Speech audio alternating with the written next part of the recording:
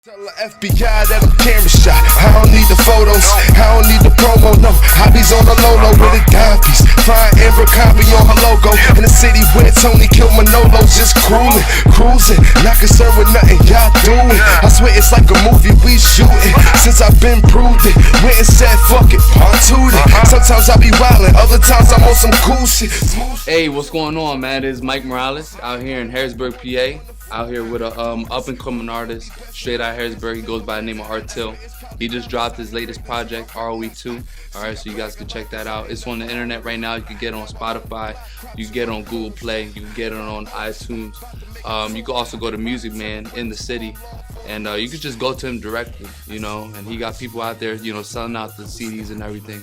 But yeah, man, that's something that you don't want to miss. Also, that ROE1. Check that out too, man. So Artill, talk to him. What's up? What's going on, man? I'm out here, you know, it's grinding, soaking it all in, you know what I'm saying? It's been a while since I dropped the project, so it feels good to be out there active again, you know what I'm saying? Making something active. That's what's up, man. Yeah, I see a lot of people on Facebook and social media. That's all you hear, man. Artill, you know, you're blowing up.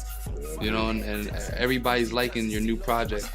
What I like about it personally, I like, you know, the different mixes in music. You don't have just one, you know, you don't have just like, you know, hype songs. You got stuff for the ladies. You know, you got different genres and stuff, and you know, people gonna love it. So so tell me, what went into making this project? Rules of Engagement 2 was a fairly long process, you know what I'm saying? Because I wanted to take the time to make sure that it was, you know what I mean, as perfect as I could get it, you know what I'm saying? I wanted it to be completely different from Rules of Engagement 1, you know what I'm saying? And I wanted to work with different producers this time around and different artists. And I reached out to a lot of different producers and a lot of different artists, and collectively we put together, you know, a fairly decent project, I think. You know what I'm saying? Like, each song has different elements that makes them dope, you know what I'm saying? Like, I would sit down with a producer, say Mr. Els for instance, I'll sit down with Els, and see, Els is different. Like, Shout out to Els though. Yeah, shout out to Els. Shout out to Els, is man. different. Like, I walk into an Els spot and he'll just be like, you know, what type of beat you want? And I'll just be like, you know, hype, smooth, whatever I'm feeling at that moment, you know what I'm saying? And he'll just start going. And then that's how Have Mercy was born, you know what I'm saying? Like, I was like, I need something dark, you know what I'm saying? I need something dark, and I want to kind of tell a little bit of a story, you know what I'm saying? And Have Mercy was born. He gave me Have Mercy. I left his crib with Have Mercy. It wasn't called Have Mercy at the time, of course. Spent some time in the crib with it, listened to it over and over again, and like, I was feeling some type of way at that time, you know what I'm saying? Have Mercy brought the beat brought Have Mercy out, you know what I'm saying? And went to the studio, recorded that, and then I'm listening to it. As I'm listening to it, you know, like I said before, I wanted to reach out to a bunch of different artists, you know what I'm saying? So as I'm listening to it, like, who could I pull on this track with me, you know what I'm saying? That'll intensify it, you know what I mean? So I hired up my man Thelonious, because I knew he would deliver, you know what I'm saying? And he did. And once he came through the studio, hit him up, he came through the studio, dropped his verse. Twani was actually already in the studio with us, you know what I'm saying? And I guess he hearing the track, and he started feeling some type of way, so he's like, yo, you mind if I get on there? I was like, let's do it. Yeah, let's do it. And I mean, that's how that was born. But like, that's the same with like every other track on there too, you know what I'm saying? Like, however I was feeling at the time, is just what I wrote down, you know what I'm saying? I was able to like transgress my emotions into a lot of those tracks, you know what I'm saying? Which is another reason why it came out different than Rules of Engagement 1. In my opinion, Rules of Engagement 1, I was more so just trying to make dope songs, you know what I'm saying? Like, entertaining songs.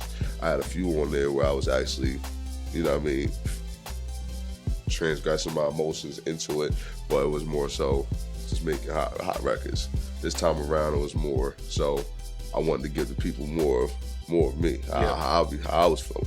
Definitely. You know what I'm saying, on every track. So one of my favorites on the project, and y'all gotta check it out, is number 3. I've told him countless times, man, Ready For Me. I think that's I just love it, man. So what went on to making, you know, that track? See, the Ready For Me track, what happened there, was I was in the studio with Vinnie Mac, actually. That's actually one of the first tracks I recorded for Rules of Engagement 2. And I was sitting in the studio with Vinnie Mac, and we was going through some beats. He played a beat for me. He went to the next one. He went to the next one. And Ready For Me came on. It wasn't called Ready For Me at the time, of course. But the Ready For Me beat came on. I was like, what was that? Because he kind of skipped it, you know what I mean? Mm-hmm. And he was like, what? And I was like, go back. You know what I mean? I was like, go back. And he played it, and I was like, this joint right here is crazy. Let me get it. Ooh. So I took it, and I took it home with me, and I was right. I wrote a verse to it automatically first. The verse came like automatically, you know what I'm saying? And I'm sitting there thinking of a hook, and I went back to the studio. Whatever hook I came up with, went back to the studio, recorded the hook. Didn't really like the hook. Didn't really care for the hook. So his style's up. You know what I mean? It's like, yo, come through the studio. I need you to do something for me. So he came through, and I was like, you got a hook for this joint? And we sitting there for like a couple minutes, and then he just started going, and then get ready for me.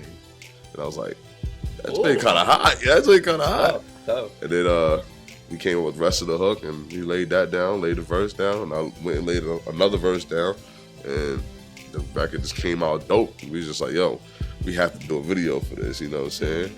And also that was like I said, it was my first track I recorded since I came back, you know what I'm saying? Like, 'cause I ain't recording like 2 or 3 years before, prior to Ready For Me, you know what I'm saying? So that we ended up shooting a video for that. We had Bike Life up, you know what I'm saying? The Bike Life boys here, the Bike Life boys came through. Yep. Shout out to Just Family too, man. Just Family too, and I had Queso up. Queso shot that joint, and video came out crazy.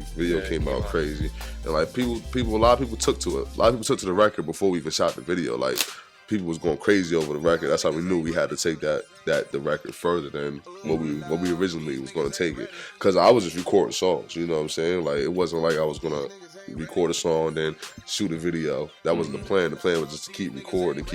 But that one right there, like, everybody went crazy about it. And I was like, might as well just...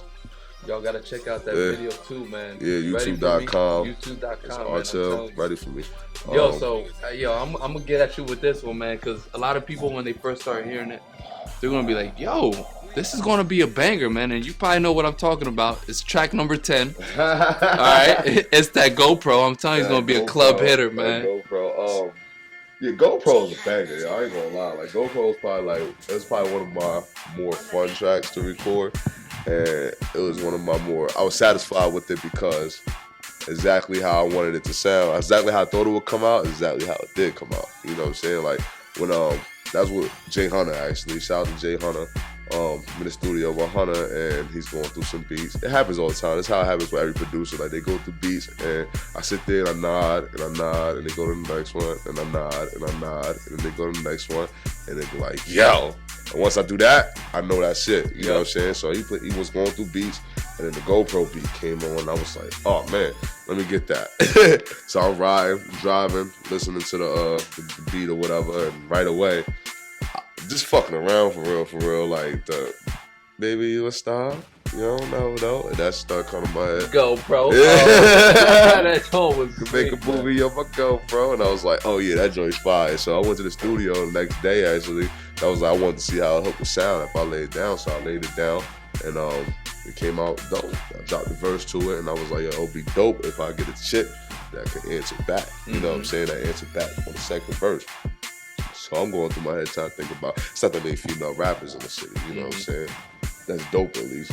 So I'm sitting there like, you know, going through people that I think I might put on that track, and I was like, I should holler at the youngin'.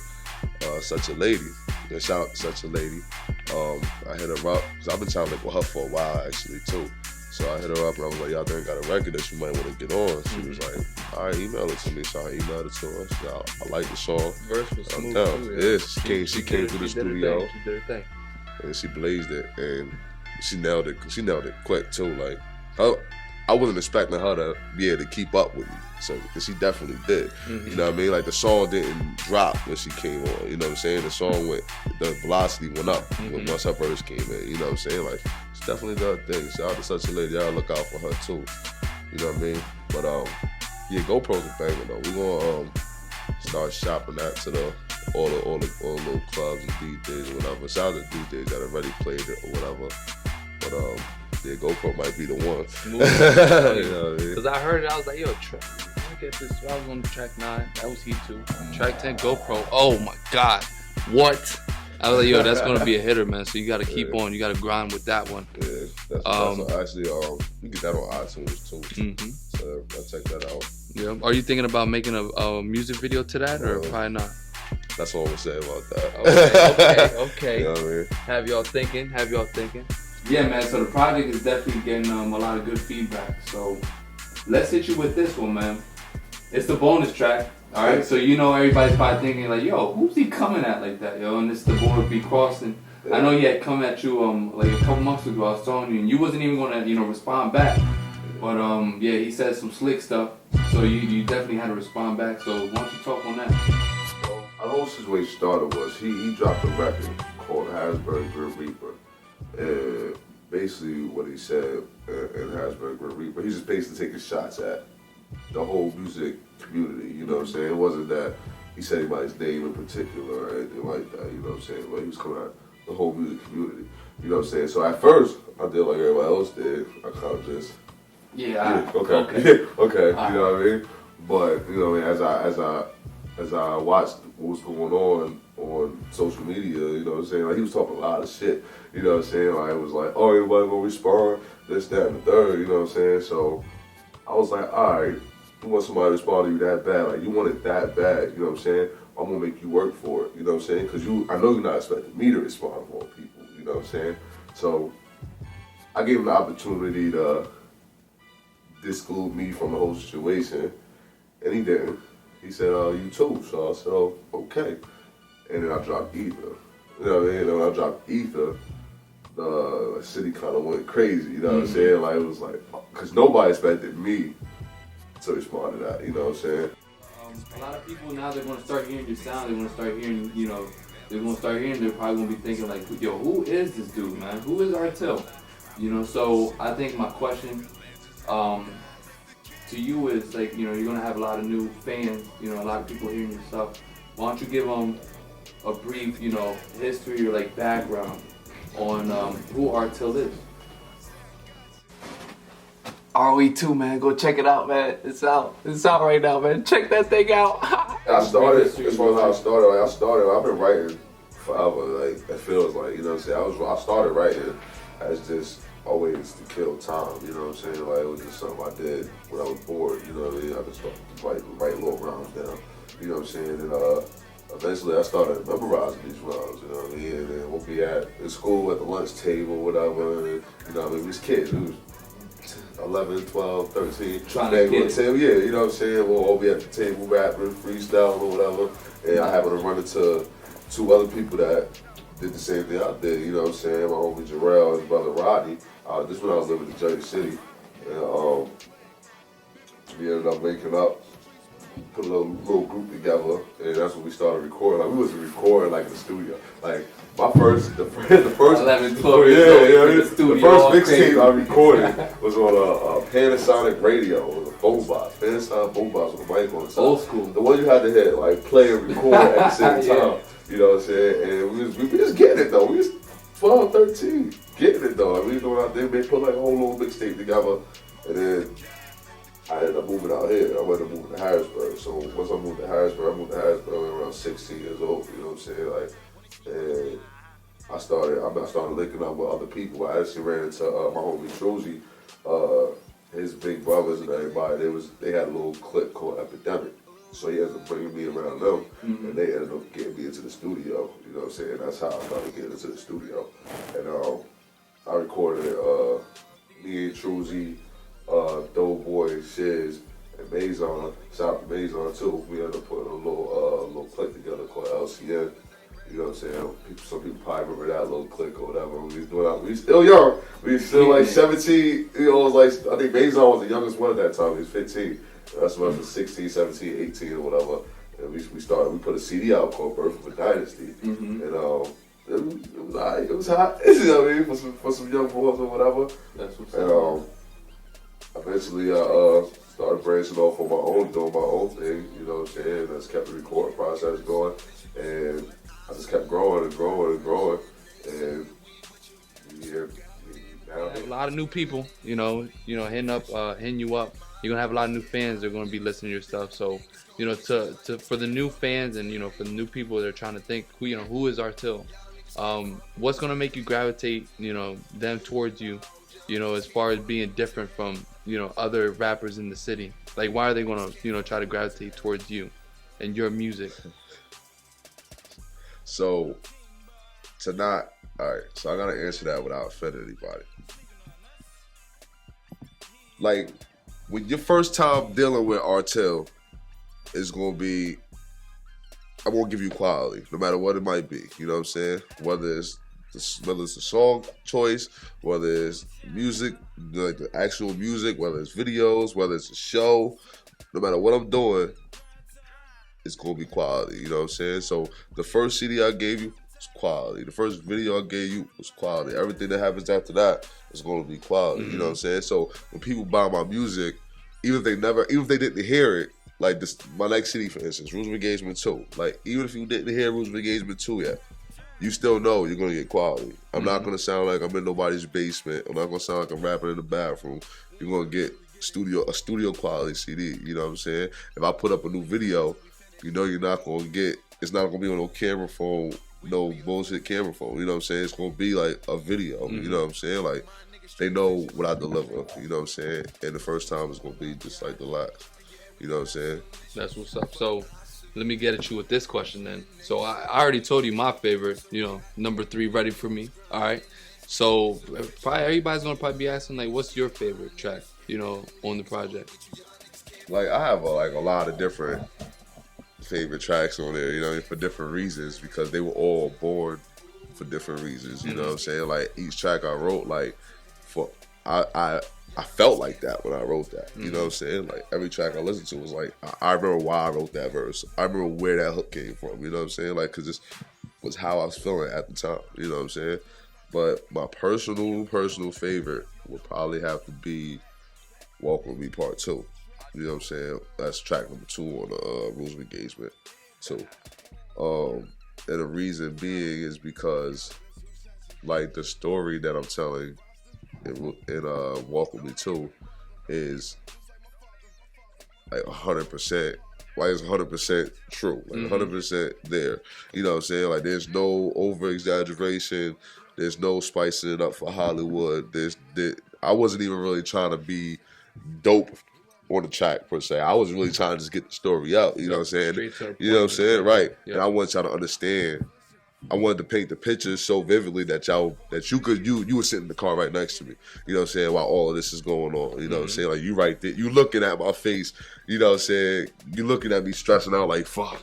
You know what I'm saying? Like, I wanted you to feel like I felt during that whole situation.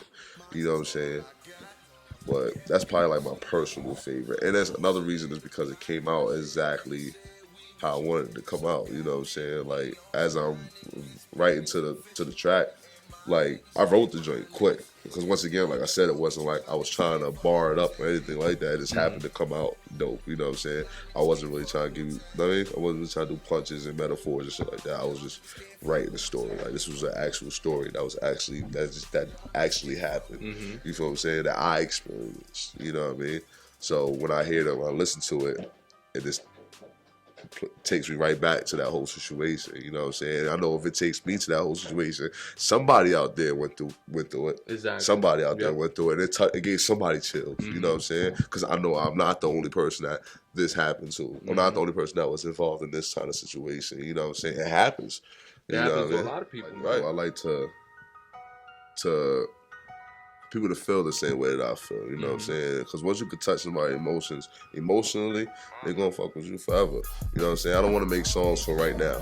Right. You know what I'm saying? I don't want to make songs that's hot right now. I want to make songs that's going to be, like 5 years, 10 years down the road, you can put my CD in and still enjoy the songs, you know what I'm saying? Because of the feeling that's involved. You know what I'm saying? Not because the beat's hot. Right. But not because the hook's catchy. Yeah. You know what I mean? It's because I'm actually saying something, you know what I mean? And I actually mean it. And you can identify with it. You know what I'm saying? Definitely, man. So my man's Artill, man. yeah, y'all go cop that. Y'all go cop that Roots Brigade too. ROE2. Y'all let me know what y'all favorites is. You know what I'm saying? ROE1 and ROE2, man. Get on both of them, all right? iTunes, Rhapsody, Google Everything, Play, man. all of that. Get it. Get it.